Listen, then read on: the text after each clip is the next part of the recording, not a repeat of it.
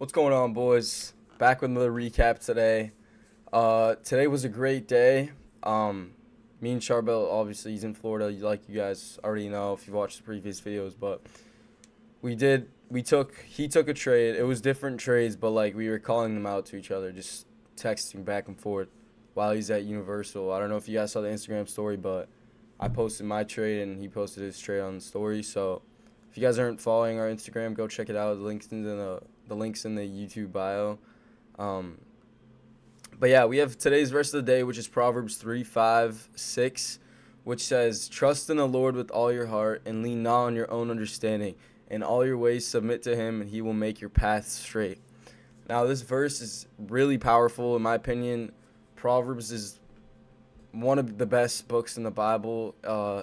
It has so much wisdom and things that you can learn in Proverbs. Like, I feel like God speaks to us a lot through the book of Proverbs, in my opinion. There's a lot of things that you can apply to your life, especially nowadays. It talks about friendships and relationships and loving and literally everything. I really highly recommend Proverbs. You guys should read that if you are interested. And this verse basically means trust in God, give him all your problems, come to the Lord with everything, because Jesus died on that cross so he could forgive us our sins, but also so that we could have a relationship with him closer, because he became human so that we can better yet understand him. So lean not on your own understanding. I like that because it's kind of like in trading. Trading, you don't always know where the market's going to go. You have an idea, and it may be a high percentage of where the market's going to go, but you're not always 100% certain. You can't be 100% certain of it, in my opinion, I think. But so you give that problem to God, or you say, Lord, whatever happens is for your will, right? Give everything to God before you do it. Do everything for the Lord. And that is my take on this verse. So let's get into the recap for today. Today we took two trades. We're up four. This is the practice. We're up $400 on the day, up 881 on the account, and this was the first week with the account. No trade Monday, break even day on Tuesday. Wednesday we took not two trades. We got stopped at break even, but took partials for 3 micros, so that was plus 463. Break even on Thursday, yesterday, and then we took two trades today. One was break even, and one was for plus 400. So let's go over these trades today. First off, starting with the daily bias, I'm gonna go on yes first because this is the first trade I took. I was honestly only reason why. All right. Coming into the day, I was a tad bit unsure. I was a little bit unsure. We did, this is not changing state, but we tapped into this 4-hour fair value gap, bullish fair value gap, and I was seeing rejection pre-market, so I was assuming that, we'd be bullish, and we have all this low resistance up here built up, all these highs, and we've been extremely bullish the entire week, so I was just assuming that we'd be bullish. Yeah, I don't know. We had this 4-hour gap. That was main target for me. The gap. That was my main bullish PD array, and on the higher time frame. One issue was this hourly fair value gap, which we were rejecting, and I'll go over that in a second on why my trade potentially didn't hit the first trade I took, but obviously it ended up playing out throughout the day, which my draw on liquidity was right, which is bullish. I don't know if I'm stupid or something, but everyone I saw, all the people I watch for trading, all had bearish bias or were trying to take shorts. Maybe I don't know. I'm not saying I'm smart. I'm just saying I'm just confused on why they were bearish, because we were holding this 4-hour gap bullish, and we had a bullish S&P at the time of market open. So I don't know. I just thought we were bullish. Anyways. So I draw down to the 15-minute time frame. I waited for market to open. It was around 9:20 or something. I hopped on charts. I started looking. When we see market opens, this is 9:30 manipulation. You see this fat candle. Yeah, 9:30 manipulation. We come down, we sweep out this internal sell side. Now, I was really looking for longs here because I really wanted to see these highs get taken out. I think this is the strongest draw in liquidity for the day, as you can see through this wick. I don't know why it's that big because there's no news at 6:17 in the morning. But, yeah, that wick is this really strong draw in liquidity. So I just wanted to see that get taken out. And, honestly, could have just targeted these highs or these highs right here. These guys, I don't even know. I don't even think this is that bad of a trade. Could have just went like this. I just want to see what risk reward I would have got. If I just almost a 1 to 2. Yeah, not terrible. But so what ends up happening? I go break even at this fair value gap up here. It was a 2 minute, and I go break even because I didn't know if it'd reject off it. I didn't know what was gonna happen, so I just went break even at this high, which is also with the 2 minute gap. So we end up tapping into that, stops at break even. Reason for the trade, at the time we had a higher time frame bullish SMT, but I deleted that on the screen. And then we created this small 1 minute SMT right here. We get a CISD around here, right here, and we break structure to the upside as well.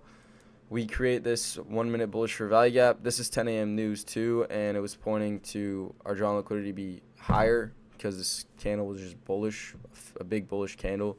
Usually news typically points towards the drawn liquidity for the day. So we tap back into this change in state as well as this gap, and this was my entry right around here, literally where the thing is.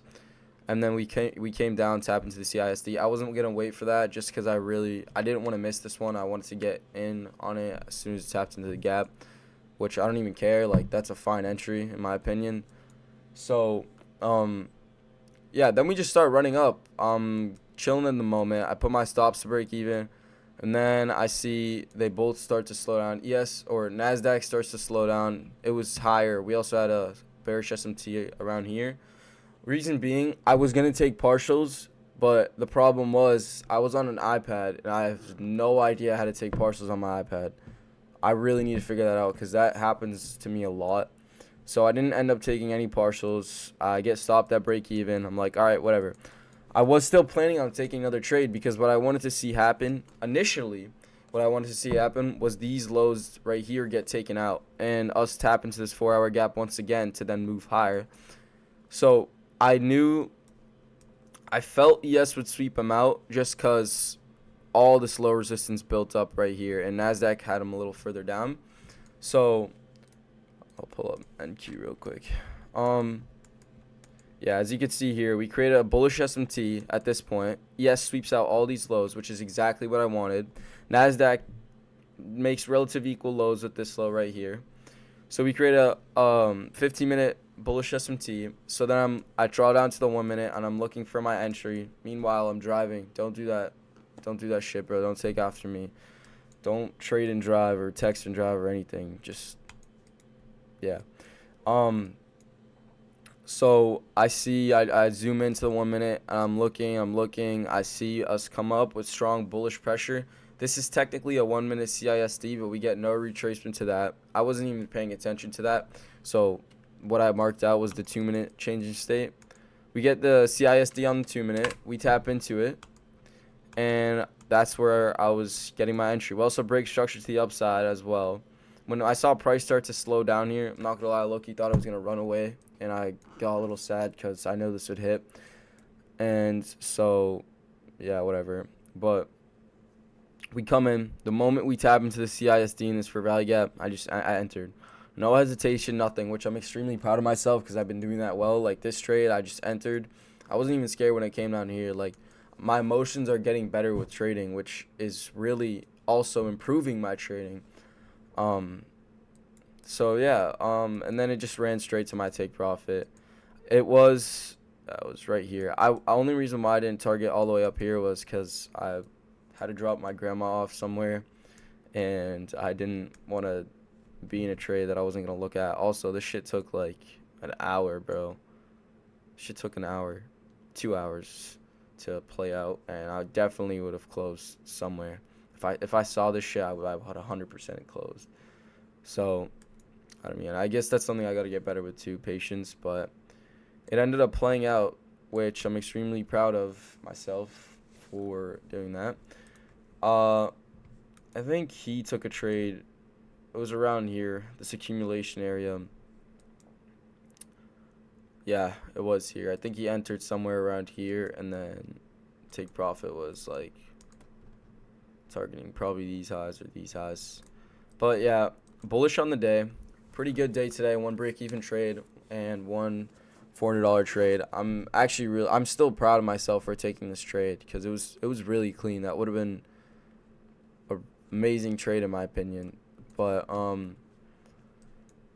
yeah, that's honestly it for today's video, guys. He will be back next week. We go back to school next week, so sadly won't be able to trade at my house and on my computer. That's usually when I sell the most at school. Let's hope that doesn't happen. But that's it for today's video. Hope you guys all had a great and blessed day, and we'll see y'all next week. So, peace.